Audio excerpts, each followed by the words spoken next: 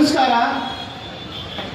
ಸಮಸ್ತ ಕರ್ನಾಟಕದ ಜನಕ್ಕೆ ಇವತ್ತು ಕರ್ನಾಟಕ ರಾಜ್ಯ ಏನು ರಾಜ್ಯೋತ್ಸವ ಅಂತ ನಾವು ಮಾಡ್ತೀವಿ, ರಾಜ್ಯ ಉದಯದ ದಿನದ ಶುಭಾಶಯಗಳನ್ನು ಕೋರುತ್ತಾ ನಾನು ಈ ಒಂದು ಭವ್ಯ ವೇದಿಕೆಯಲ್ಲಿ ಗಾಂಧಿನಗರ ಅಂದ್ರೆ ಗಾಂಧಿನಗರ ಬೆಂಗಳೂರಿನ ರಾಜಧಾನಿ, ಬೆಂಗಳೂರಿನ ಹೃದಯ, ಈ ಹೃದಯ ಭಾಗದಲ್ಲಿ ಇವತ್ತು ನಾವು ನಮ್ಮ ಮೂರ್ತಿ ಅಣ್ಣವರು ಇಷ್ಟೊಂದು ಚೆನ್ನಾಗಿ ಒಂದು ರಾಜ್ಯೋತ್ಸವವನ್ನು ಆಚರಣೆ ಮಾಡಿ ನಮ್ಮ ರಾಜ್ಯದ ಒಂದು ರಾಜ್ಯ ಹುಟ್ಟಿದ ದಿನವನ್ನು ಆಚರಿಸಿದ್ದಾರೆ ಅಂದ್ರೆ ನಮಗೆ ತುಂಬಾ ಹೆಮ್ಮೆ ಆಗುತ್ತೆ.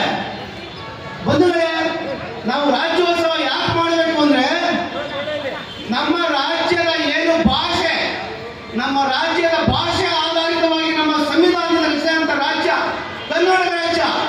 ಈ ಹಿಂದೆ ಸುಮಾರು ಏನು ಮೈಸೂರು, ಮದ್ರಾಸ್, ಬಾಂಬೆ, ಹೈದರಾಬಾದ್ ಅಲ್ಲಿ ನಮ್ಮ ರಾಜ್ಯ ನಮ್ಮ ಕನ್ನಡ ಭಾಷೆ ಮಾತಾಡೋ ಹಂಚಿ ಹೋಗಿದ್ರು. ಅವನ್ನೆಲ್ಲ ಒಗ್ಗೂಡಿಸಿ ಒಂದು ರಾಜ್ಯ ಅಂತ ಸ್ಥಾಪನೆ ಮಾಡಬೇಕು ಅಂತ ಹೇಳಿ ನಮ್ಮ ಇಡೀ ಕನ್ನಡಿಗರು ಹೋರಾಟ ಮಾಡಿದಾಗ ಆ ಹೋರಾಟ ಇವತ್ತು ಈ ಕನ್ನಡಿಗರು ಹೋರಾಟ ಮಾಡ್ತಾವ್ರೆ. ಈ ಹಿಂದೆ ನಮ್ಮ ಪೂರ್ವಜ ಕನ್ನಡಿಗರು ಹೋರಾಟ ಮಾಡಿದಾಗ ಅವರು ಸಂವಿಧಾನ ತಿದ್ದುಪಡಿ ತಂದು ಏನು ಬಾಂಬೆ ಕರ್ನಾಟಕ, ಹೈದರಾಬಾದ್ ಕರ್ನಾಟಕ, ಮೆಡ್ರಾಸ್ ಕರ್ನಾಟಕ ಮತ್ತು ಹಳೆ ಮೈಸೂರು ಭಾಗಗಳನ್ನ ಸೇರಿಸಿ ಮೈಸೂರು ರಾಜ್ಯ ಅಂತ ಯಾವಾಗ ಮಾಡಿದ್ರು. ಆ ಮೈಸೂರು ರಾಜ್ಯದ ಭಾಷೆ ಕನ್ನಡ. ಆ ಕನ್ನಡ ಭಾಷೆ ಉಳಿದಕ್ಕೋಸ್ಕರ ಆ ಕನ್ನಡಿಗರು ಆ ಹೋರಾಟದ ಫಲ ಇವತ್ತು ನಮ್ಮ ಕರ್ನಾಟಕ ರಾಜ್ಯ ಆಗಿದೆ. ಈ ಹಿಂದೆ ಸ್ವತಂತ್ರ ಹೋರಾಟ ಮಾಡಲಿಕ್ಕೆ ನಾವು ಎಷ್ಟು ಹೋರಾಟ ಮಾಡಿದ್ವೋ ಅದೇ ರೀತಿ ಕರ್ನಾಟಕ ರಾಜ್ಯ ರಚನೆ ಆಗಬೇಕಾದ್ರೆ ಅಷ್ಟೇ ಹೋರಾಟಗಳು, ಅಷ್ಟೇ ಸಾವುಗಳು, ಅಷ್ಟೇ ನೋವುಗಳು ಆಗಿದ್ದಾವೆ. ಎಷ್ಟೋ ಜನ ಜೈಲಿಗೆ ಹೋಗಿ ಕಷ್ಟ ಅನುಭವಿಸಿದ್ದಾರೆ, ಮನೆ ಮನೆಗಳು ಬಿಟ್ಟು ಹೋರಾಟಗಳು ಮಾಡಿದ್ದಾರೆ. ಇವತ್ತು ನಾವು ಸರ್ವ ಜನಾಂಗದ ಶಾಂತಿಯ ತೋಟ ಅಂತ ಏನು ಕರ್ನಾಟಕ ಕರೆದಿದ್ದೀವಿ, ಆ ಒಂದು ಸರ್ವ ಜನಾಂಗದ ಶಾಂತಿಯ ತೋಟ ಆಗಬೇಕಾದ್ರೆ ಇವತ್ತು ನಮ್ಮ ಮೂರ್ತಿ ಅಣ್ಣ ಮತ್ತೆ ಎಲ್ಲ ಮಾದಿಗದಲ್ಲಿ ಹೋರಾಟ ಮಾಡ್ತಿದ್ದಾರೆ. ಅದೇ ರೀತಿ ಮರಾಠಿಗರ ಮಧ್ಯೆ ಏನು ತೆಲುಗರ ಮಧ್ಯೆ, ತಮಿಳರ ಮಧ್ಯೆ ಎಲ್ಲ ಹೋರಾಟ ಮಾಡಿ ಇವತ್ತು ನಾವು ಈ ರಾಜ್ಯ ಪಡ್ಕೊಂಡಿದ್ದೀವಿ ಅಂದ್ರೆ ಆ ರಾಜ್ಯ ಮುಗಮ ದಿನನ ಈ ರೀತಿ ಅದ್ದೂರಿಯಾಗಿ ಆಚರಣೆ ಮಾಡಿದ್ರೆ ಮಾತ್ರ ಆ ರೀತಿ ಹೋರಾಟ ಮಾಡೋದಕ್ಕೆ ಸಾಧ್ಯ ಆಗುತ್ತೆ.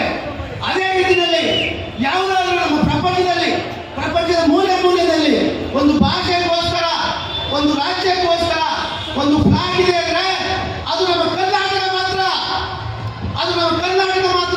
ಕೆಲವು ದ್ರೋಹಿಗಳು ಮಾತಾಡ್ತಾರೆ, ಕೆಲವು ರಾಜದ್ರೋಹಿಗಳು ಮಾತಾಡ್ತಾರೆ ಬಾವುಟ ಹಾಕಬೇಕು, ನಮಗೆ ಭಾರತ ಮಾತೆ ಬಾವುಟ ಹಾಕಿ ಅಂತ. ಹೌದು, ನಮಗೆ ಭಾರತ ಮಾತೆ ಇರಬೇಕು, ಕರ್ನಾಟಕ ಮಾತೆ ಇರಬೇಕು. ನಮಗೆ ಅದಕ್ಕೆ ನಮಗೆ ಪ್ರತ್ಯೇಕವಾಗಿ ಕರ್ನಾಟಕವಾಗಿ ಬಾವುಟ ಇದೆ. ಅದನ್ನ ರಾಜ್ಯ ಸರ್ಕಾರಗಳು ಸಹ ಯೂಸ್ ಮಾಡ್ತವೆ.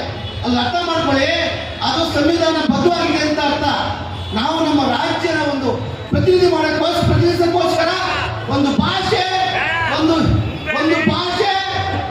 ಒಂದು ಪ್ರದೇಶ, ಒಂದು ಲಿಪಿ ಇರ್ತಕ್ಕಂಥ ಭಾಷೆ ಮತ್ತು ಆ ಭಾಷೆ ಹುಟ್ಟಿದ್ದು, ಆ ರಾಜ್ಯ ಹುಟ್ಟಿದ್ನ ಸ್ಮರಣೆ ಮಾಡಿದ್ರೆ ನಾವು ಈ ಒಂದು ನೆಲದಲ್ಲಿ ಏನು ಜೀವನ ಕಂಡುಕೊಂಡಿದ್ದೀವಿ ಆ ನೆಲದ ಆ ಮಣ್ಣಿನ ಋಣ ತೀರ್ಸಕ್ಕೆ ನಮಗೆ ತೀರ್ಸಬೇಕಾದಂಥ ಕರ್ತವ್ಯ ಆಗುತ್ತೆ ಸ್ನೇಹಿತರೆ.